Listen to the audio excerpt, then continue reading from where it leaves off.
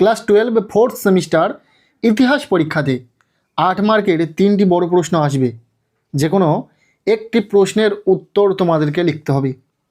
ঠিক কোন প্রশ্নগুলো পড়া থাকলে তোমরা ওই একটি প্রশ্ন পরীক্ষাতে 100% কমন পাবে এবং লিখতে পারবে, সেটাই আজকের এই ভিডিওতে বলে দেব। ভিডিওতে এমন কিছু গুরুত্বপূর্ণ প্রশ্ন বলে দেব যে প্রশ্নগুলো যদি তোমার পড়া থাকে তোমরা 100% পরীক্ষাতে 8 মার্কের প্রশ্ন কমন পাবে, এর বাইরে প্রশ্ন আসবেই না। এমন কিছু গুরুত্বপূর্ণ প্রশ্ন দিয়ে সাজানো রয়েছে আজকের আমাদের এই সাজেশন। কাজে ইতিহাস পরীক্ষাতে ভালো রেজাল্ট করতে চাইলে ছোট বড় প্রতিটা প্রশ্ন তোমাদেরকে খুব ভালো করে পড়তে হবে। নেক্সট ভিডিওতে আমরা 4 মার্কের প্রশ্নের সাজেশন দিয়ে দেব, তবে আজকের এই ভিডিওতে আমরা 8 মার্কের যে গুরুত্বপূর্ণ প্রশ্ন বলে দেব, প্রতিটা প্রশ্ন তোমরা খুব ভালো করে পড়বে। 3টি প্রশ্ন পরীক্ষাতে আসবে, আমরা তোমাদেরকে আজকের এই ভিডিওতে 6 থেকে 7টি প্রশ্ন খুব ভালো করে পড়ে রাখতে বলবো। তার বেশি প্রশ্ন পড়ার দরকার হবে না, এই প্রশ্নগুলো পড়া থাকলেই তোমরা 100% প্রশ্ন কমন পাবে। কোন কোন প্রশ্নগুলো গুরুত্ব সহকারে পড়বে দেখে নাও। প্রথম প্রশ্ন, আলিগড় আন্দোলনের সাংস্কৃতিক ও রাজনৈতিক গুরুত্ব ব্যাখ্যা করো। ইম্পর্টেন্ট প্রশ্ন। এরপর দ্বিতীয় প্রশ্ন, ভারতীয় রাজনীতি ও অর্থনীতিতে প্রথম বিশ্বযুদ্ধের কী কী প্রভাব পড়েছিল। এই প্রশ্নটি অত্যন্ত গুরুত্বপূর্ণ একটি প্রশ্ন, খুব ভালো করে পড়বে। এরপর 3 নম্বর প্রশ্ন, ভারতের স্বাধীনতা আন্দোলনে আজাদ হিন্দ ফৌজের সংগ্রামের বর্ণনা দাও। এই সংগ্রাম কেন ব্যর্থ হয়েছিল। এই প্রশ্নটি অত্যন্ত গুরুত্বপূর্ণ। দেখো, যে প্রশ্নটি বেশি গুরুত্বপূর্ণ সেই প্রশ্নের শেষে কিন্তু আমরা স্টার চিহ্ন দিয়ে সেটা বুঝিয়ে দিয়েছি। কাজেই যে প্রশ্নের শেষে স্টার চিহ্ন বেশি দেখবে সেই প্রশ্নগুলো খুব জোর দিয়ে পড়বে, সেই প্রশ্নগুলো পরীক্ষাতে আসার সম্ভাবনা খুব বেশি রয়েছে। নেক্সট 4 নম্বর প্রশ্ন, 1946 খ্রিস্টাব্দের নৌ বিদ্রোহের কারণ ও গুরুত্ব আলোচনা করো। এই প্রশ্নটিও অত্যন্ত গুরুত্বপূর্ণ একটি প্রশ্ন, খুব ভালো করে পড়বে। এরপর 5 নম্বর প্রশ্ন, 1885 খ্রিস্টাব্দ থেকে 1905 খ্রিস্টাব্দের মধ্যে কংগ্রেসের নরমপন্থীদের দাবি দাওয়াগুলি কী ছিল তা লেখো।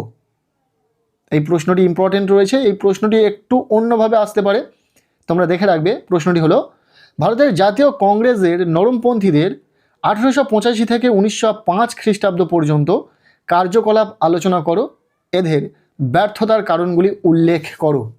প্রথমে যে আমরা এই পরপর 5টি প্রশ্ন বলে দিলাম, যদি তোমরা এই 5টি প্রশ্নও খুব ভালো করে পড়ো সেক্ষেত্রেও এখান থেকে পরীক্ষাতে প্রশ্ন কমন পাওয়ার সম্ভাবনা অনেকাংশে রয়েছে।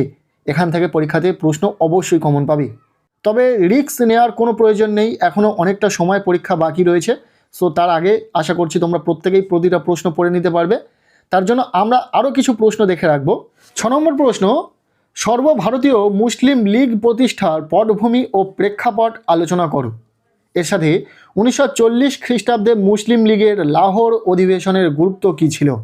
এই প্রশ্নটিও খুব ভালো করে তোমরা পড়বে, এই প্রশ্নটি ইম্পর্টেন্ট রয়েছে। এরপর 7 নম্বর প্রশ্ন, সাইমন কমিশন কেন গঠন করা হয়েছিল। এই কমিশনের বিরুদ্ধে ভারতীয়দের প্রতিক্রিয়া কী ছিল। এর সাথে সাইমন কমিশনের ব্যর্থতার কারণ লেখো। মূলত এই 7টি প্রশ্নই ইম্পর্টেন্ট রয়েছে তোমাদের 8 মার্কের প্রশ্নের জন্য। এখান থেকেই তোমাদের পরীক্ষাতে 8 মার্কের প্রশ্ন কমন আসবে। যদি এই 7টি প্রশ্ন তোমার খুব ভালো করে পড়া থাকে তোমরা পরীক্ষাতে হুবহু প্রশ্ন কমন পাবে, এর বাইরে প্রশ্ন হবেই না। অনেক যাচাই বাছাই টেস্ট পেপার বিভিন্নভাবে আমরা এই প্রশ্নগুলোকে সিলেক্ট করেছি তোমাদের জন্য, এইগুলি ভীষণ ইম্পর্টেন্ট রয়েছে পরীক্ষার জন্য, 8 মার্কের প্রশ্নের জন্য। নেক্সট আমরা 4 ও 3 মার্কের প্রশ্নের সাজেশন শেয়ার করব। তবে এই ভিডিওতে আরও 2টি প্রশ্ন আমরা রেখেছি, তবে সেই 2টি প্রশ্ন 4 মার্কের প্রশ্নের জন্য আসতে পারে পরীক্ষাতে। প্রশ্নটি হলো, প্রথম প্রশ্ন, অহিংস অসহযোগ আন্দোলনে ভারতীয় নারী সমাজের ভূমিকা আলোচনা করো।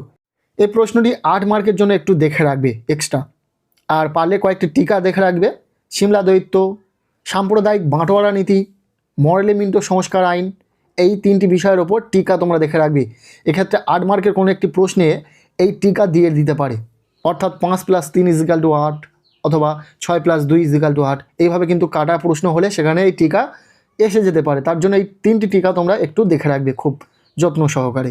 এই ছিল ক্লাস 12 ফোর্থ সেমিস্টার ইতিহাস পরীক্ষার জন্য 8 মার্কের বড় প্রশ্নের একটা কমপ্লিট ফাইনাল সাজেশন।